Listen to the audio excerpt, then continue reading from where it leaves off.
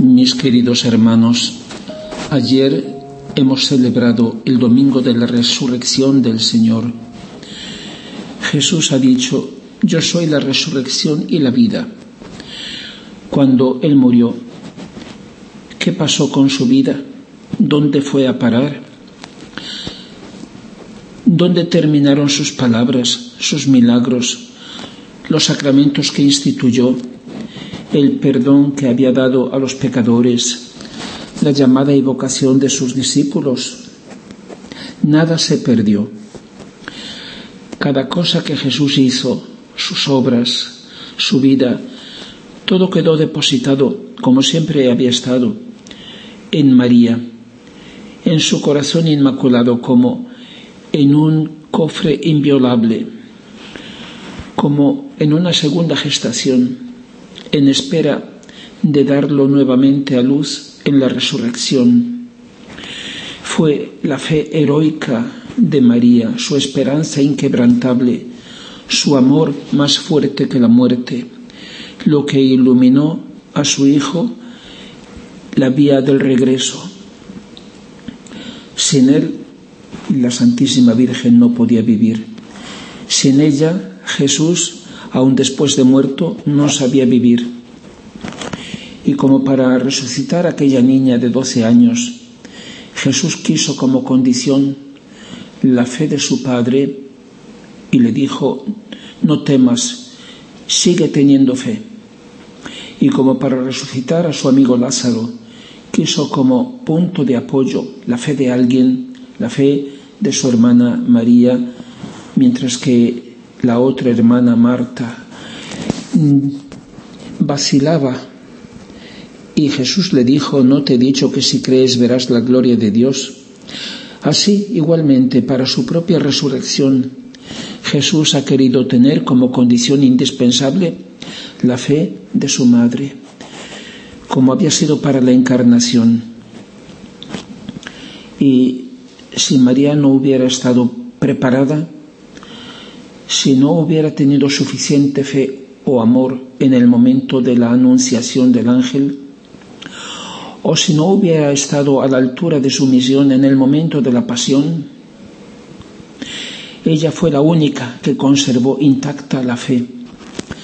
Pero si no hubiera sido perfecta, habría comprometido de una forma inimaginable el sacrificio de su Hijo, su misma encarnación.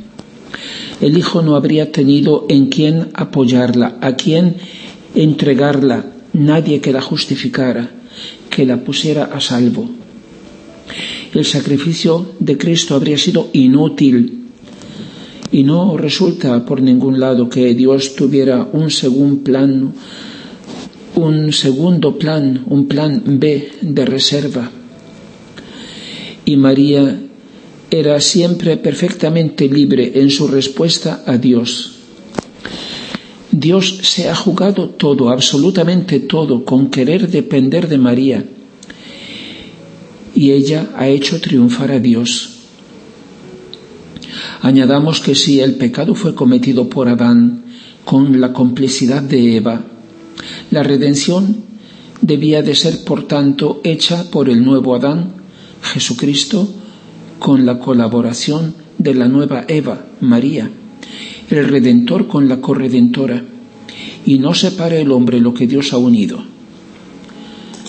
Los evangelistas no cuentan el momento de la resurrección, sino solo las diferentes apariciones de Jesús ya resucitado a los discípulos, a las piadosas mujeres, etc. Solo el Señor podía contarla, y con él María, porque su Madre Santísima asistió, estuvo presente en espíritu. Si la vida de su Hijo ha sido para ella la vida, y la pasión y muerte de Jesús han sido la pasión y muerte de María, también la resurrección del Hijo ha sido la resurrección de su madre. Más aún, ella no ha estado con una presencia pasiva como espectadora, sino activa, como en todo lo demás, siendo suya por gracia toda la voluntad divina. Fue por entero obra de Dios la resurrección, obra de las tres divinas personas, pero fue también, y porque Dios así ha querido, obra de su Madre mediante su fe, esperanza y amor. Ella es Madre de la resurrección.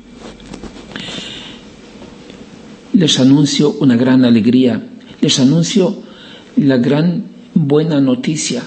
Jesucristo ha resucitado. Bueno, pues bien, enhorabuena a Él. ¿Y nosotros qué? De poco, de nada sirve que el Señor haya resucitado si en nosotros no cambia nada.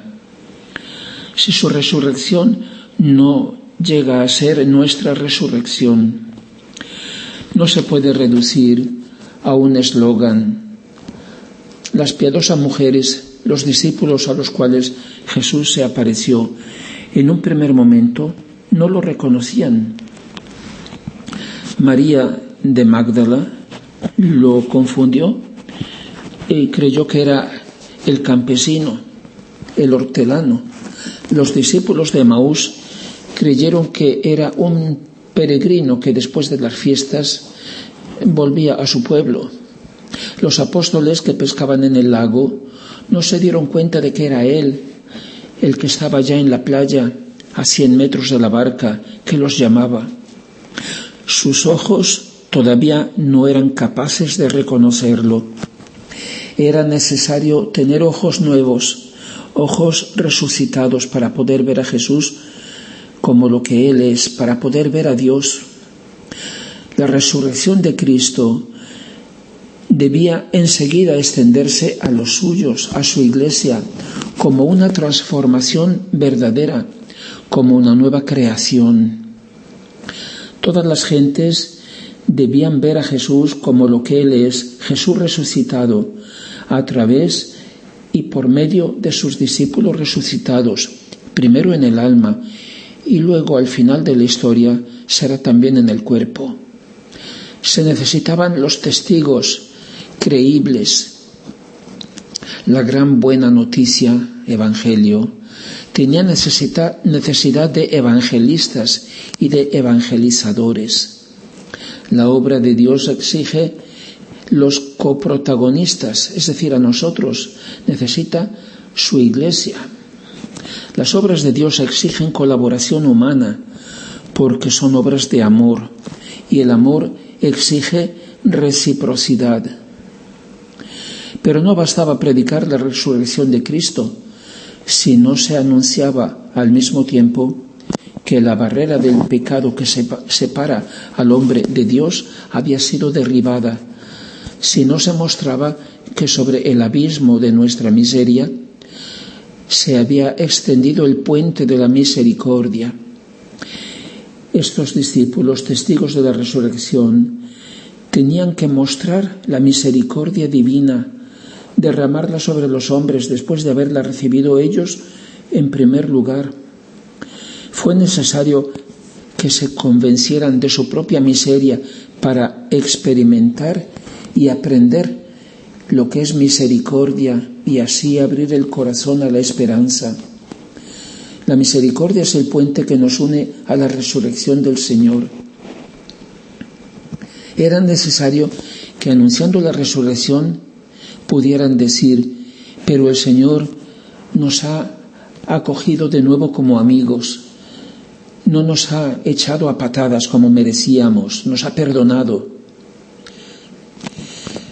Este año, después de 2000 años, la Iglesia no ha celebrado públicamente la Pascua. Qué pena. No ha celebrado la resurrección del Señor. Este año, como hace 2000 años, el Señor la ha celebrado Él solo, como cuando resucitó. Ha llegado el tiempo en que, en lugar de las celebraciones externas litúrgicas, que tantas veces al Señor no le dicen nada, y más aún, hasta muchas veces lo ofenden, el Señor quiere celebrar su misterio pascual, su resurrección en nosotros, en espíritu y verdad. Por eso la resurrección de Jesucristo en nosotros no es una fórmula ni una palabra vacía. Puede ser solo una realidad muy concreta en la medida que trasplanta en nosotros su vida entera. Si sus pensamientos resucitan en nuestra mente, si sus palabras y sus conversaciones, sus enseñanzas tienen vida en nosotros, si su corazón palpita en el nuestro, si su misma oración tiene vida en nuestra alma, si su voluntad divina llena todo nuestro ser y nuestra vida, como ha llenado su adorable humanidad. Porque la primera palabra del Señor entrando en este mundo, cuando se encarnó, es la misma palabra que proclamó en el acto de su resurrección. Aquí me tienes, oh Padre, que vengo para hacer tu voluntad, para hacer realidad en mí a tu eterna voluntad. Es la fuente de todo en Dios, es su vida, es la fuente de su vida, de todo bien y felicidad. Esa voluntad del Padre ha dado a Jesús la vida y el reino, además de todo bien y felicidad. Esa voluntad es la única que puede darla a nosotros.